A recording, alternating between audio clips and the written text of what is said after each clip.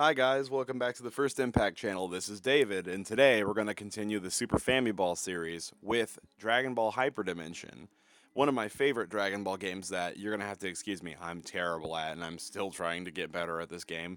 Played this game a long time ago when I was a kid and have always loved it since. It's just gorgeous. The animations are awesome for the era, and the gameplay is actually surprisingly sort of in depth for this style of game from the time. So, without any further ado, let's talk about Dragon Ball Super Episode 48 while I get my ass kicked in this game. So, this episode is interesting for many reasons.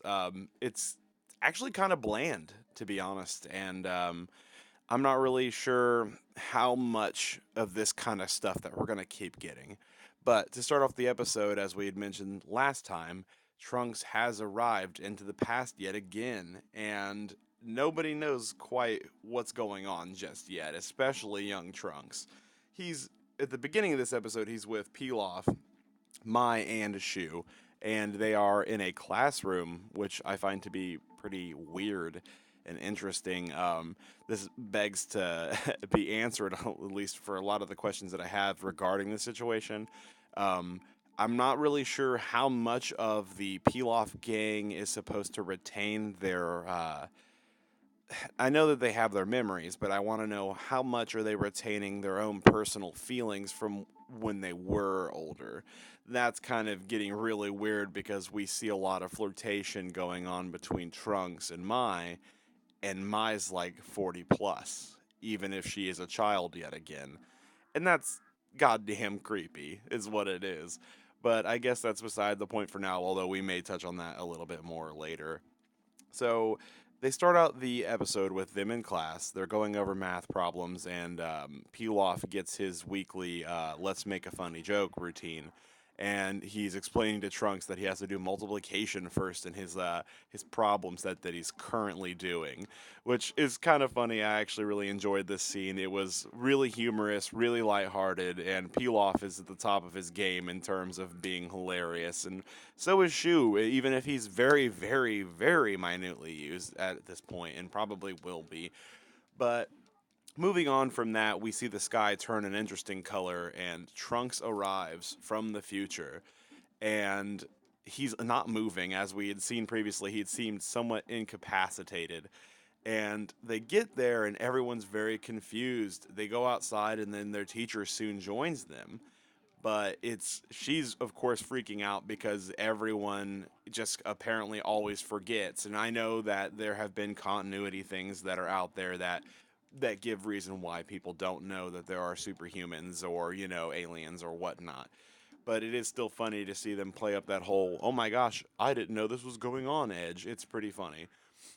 But they show Goku and they show Beerus and Whis and Vegeta off in the distance after they kind of cut away from the whole Trunks thing and after they're fetching Bulma to go see who this is. They still haven't necessarily opened the craft or anything yet, but we see that Goku has snuck off to the planet of Beerus and Whis to train because he sensed Vegeta training without him, which I thought was actually really funny, and I found it to be interesting that they are willing to work with Vegeta alone. And that to me shows that Vegeta is very much still trying to catch up with Goku, which is a good thing. We need to still see that attitude. We need to still kind of have that whole dynamic going on between them. And if they didn't, I'd be a little upset, to be kind of honest. But we see all of this occur, and then Bulma finally shows up with Little Trunks, and they notice that the teacher actually, in fact, notices that the ship actually says Capsule Corp on it, which you and I and everyone else knows that watches the series what's going on. But Little Trunks, apparently, at least from what we can tell from this episode, has never known about the whole situation with Future Trunks. So he's very confused, and they wipe the little window thing, and it looks a lot like Little Trunks because, well, it is. It's just him as an adult, obviously, future Trunks, and it's he looks quite shocked, and this starts kind of a thing where Pilaf is being funny yet again, and then is kind of instigating this situation for Trunks to feel like, oh man, maybe this is like your long lost brother, And when Bulma shows up, it only almost kind of confirms that for little Trunks, and he almost looks like he's having like a panic attack or something of sorts. And it's really funny. I'm actually gaining a lot of humor from that because the situation's obviously incredibly dark from what we just saw, but they're really having a fun time kind of lightening up the mood. And I think they're actually doing a really good job of balancing this whole thing currently, which has actually kind of been a problem in the past. And I'm really glad that they've kind of found their stride now. They know what they want from the series, it seems, as I'd even kind of mentioned in our previous talk. And yeah, well, just to move on, I guess from that, they call Biru-sama and Wisama, and they want some sort of answer. Bulma apparently now has this magical communicator that looks like a dollar store dragon radar, and I find that to be really funny because she doesn't even have to offer food anymore. They've given her a direct link to them because they are so hungry, which, yet again, more of that Dragon Ball humor is always a good thing. I love the lightheartedness, I love the fun, but I do love the seriousness as well. So we get to the point to where these guys are all talking, and Bulma's kind of explaining the situation, and Beerus and Whis, as always, well, if you don't have any food for us, that kind of whole thing. They're like, we don't really have time to eat because we just ate, because they're sitting there eating giant cups of ramen. And it's really funny because, they of course go through that whole situation. Goku's giving Vegeta a hard time, but they press on, and something is amiss clearly when Bulma's screaming and exclaiming that the situation is an emergency. And Goku is trying to find his way back because the only way he got there in the first place is because he sent Super Saiyan Vegeta, well, Super Saiyan Blue Vegeta's key. So he asks Trunks, well, Bulma, to ask Little Trunks to power up full power so they can sense him and then teleport back. Interestingly enough, Beerus and Whis want to go along. They're intrigued by the whole situation, and it makes me wonder how much they already knew what was going on, which is really interesting to me that they're even still kind of meddling in these human affairs kind of deal. It's pretty interestingly strange there, but I think that that's a bit of foreshadowing for the situation at hand, and interesting foreshadowing at that. So they get to the planet, they finally return to Earth, and they see none other than a passed out future Trunks. Bulma is taking care of him to some extent, but Trunks is in such bad condition that Bulma even knows that this is a situation for the sensu beans. This is pretty much the go to, and I'm really glad because we haven't seen a crazy amount of these yet. We have seen them here or there, but it's nothing too insane. And it's nice to kind of see this whole thing occur because Goku goes to visit Korin of all people. Korin is one of my favorite Dragon Ball characters just because he's silly. He's a goddamn cat. I mean, I love it. It's just a funny thing, and I get a lot of enjoyment out of that for some sad, weird, weeaboo reason. But it's great because we also see Yajirobe, which I feel like has just gotten no time in such a long time, and it's really great to see him. Love his Japanese voice actor. He's just hilarious in terms of his voice, to be honest. Him and Korn have some great Japanese voices. If you're only familiar with the dub, guys, you guys have to watch the sub. I mean, it's obviously the preferred method for me, but I just really enjoy it in general. And if you haven't given it a shot, you really need to because you're really missing out on what the core experience is all about. But I digress. Trunks is obviously beaten pretty badly, and Korin is there to give them the sensu beans after Goku flies to the lookout. And it's great to see those two. And Korin, of course, is being Korin, has this little silly moment where him and Yajirobe are limboing for some weird reason, which I find to be really funny because he I mean, Korn is a martial arts master. Like, why is he struggling so hard to do such a simple task? And I think that's one of the funnier things of that scene. But this episode to me, it just feels a little hollow.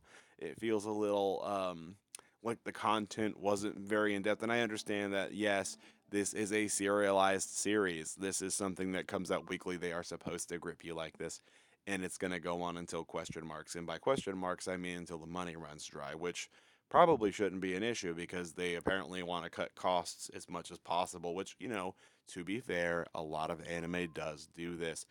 But as I had mentioned in our previous conversation, it kind of bugs me to see them not animate certain things. And I do appreciate this episode for them doing that. They definitely did animate everything that really needed to be. The hint of like kind of foreshadowing as to what's going on, the small bits of action here and there, and a lot of the action and animation, at least its core intensity, comes from the comedy aspect, which is nice to see that they're even putting in the attention to detail to really animate a lot of this stuff.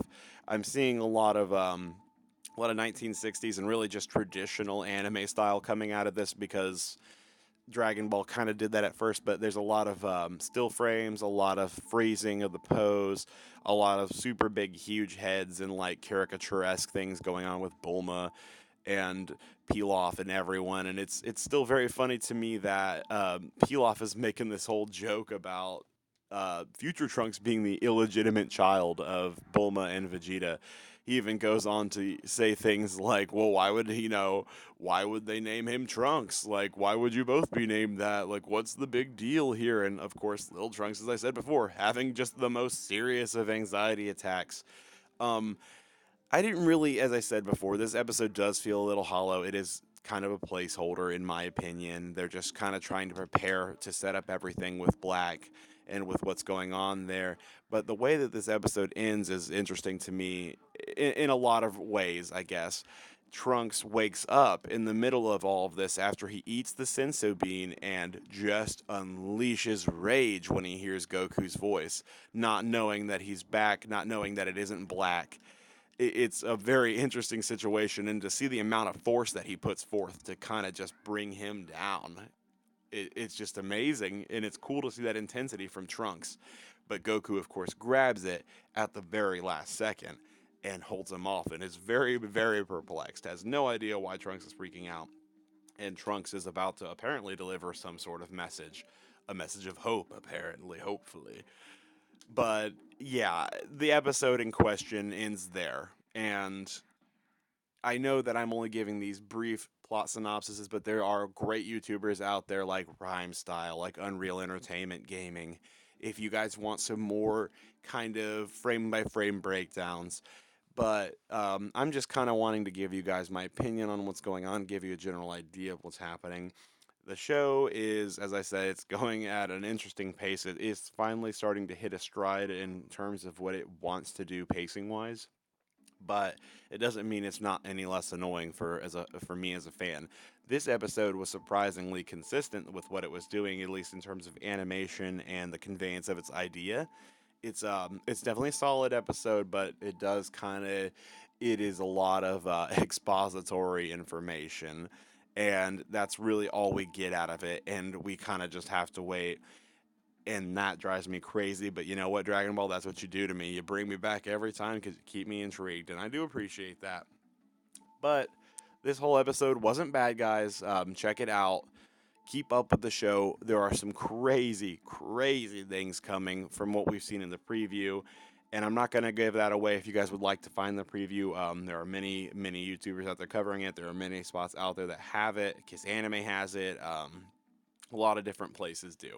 So go ahead and go out there, check into it. If you guys have any questions about what's going on with this series, what's going on with Dragon Ball Super, if you have any questions about what I think is going to happen in the future, then please feel free to do so in the comments. Leave me a like, a dislike, whatever you guys want to do. Just let me know how I should improve these videos for you guys, other than not sucking terribly at Hyper Dimension in Dragon Ball games for Super Famicom. But my predictions, 49 is out right now. I did just watch it without subs. But predictions aside, in the long run, I think that the series, I'm really curious as to how long we're going to actually have this arc. Um, I believe that that Black Goku is a Makaio and that's not based off of the stuff that I've seen recently. That's just in general, so there's no spoilers there, guys. Um, I definitely think he's a god of destruction. We had the Omni King talk about how there is going to be a tournament, and then we heard Beerus-sama and Wee-sama talk about how there may be other gods of destruction in this tournament. There may be people way, way stronger than these two, than Goku and Vegeta specifically. So it's going to be very interesting to see how long this Black Goku character stays around. Um, I'm kind of still thinking that the Omni King may intervene, But I'm also kind of thinking that Beerus and Whis might get involved as well. It almost seems like they're gonna kind of have to. From the preview, we see that Black has somehow made it back to the past and is apparently going to confront the Z Fighters. And that is going to be quite interesting. Now, how long this arc will actually go on is what's really interesting. And I actually think it's much shorter than what everybody is assuming. I think this is going to get pretty much handled as a mini arc. This is probably going to be like Garlic Jr. territory around like the whole 10 to 15 episodes, maybe might even be less because somebody might intervene and end this whole situation and then, prepare Goku and them to be strong enough to fight in this tournament. But that's about all the speculation I have today, guys. If you like what you heard, as I said before, please give me a thumb up. Give me a comment to let me know how I can improve this other than sucking, because believe me, I know I'm reading the wiki and still trying to figure it out, guys. But until next time, which will be this Monday, I will be uploading. Um, you guys are going to have to just wait and figure out what's going to happen. Stay watching the show, guys. Keep supporting, buy merchandise because we cannot support it right now, unfortunately, in a legal manner, here in the States at least. So please go out, buy merchandise, support Dragon Ball on YouTube, Twitter, wherever you can. And just let me know how I can improve this show, because this show is for you guys and for my love for this show. And I may have some problems with it. The show is still letting me down to a certain extent, but at the same time, it is getting me incredibly hype. I would love to see Dragon Ball only do better, only get better throughout time. And I think that's why I'm a little more harsh on the show. I'm expecting it to be a little better, and I want it to be better. But you know what? I like it for what it is right now, and it certainly isn't Dragon Ball GT, and I'm very thankful for that. Thank you guys for watching yet again. If you guys would like to reach out to me, my Twitter is in the description section. I will place links to my other social media accounts. If you guys would like to get a hold of me, you can find me on my anime list. So go ahead and do that and reach out if you guys would like. So until next time, this has been the First Impact Channel. This has been David.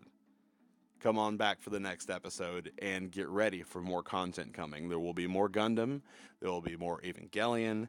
There's going to be a lot more anime coming. So come on back, guys. Thank you very much and enjoy yourselves until the next week.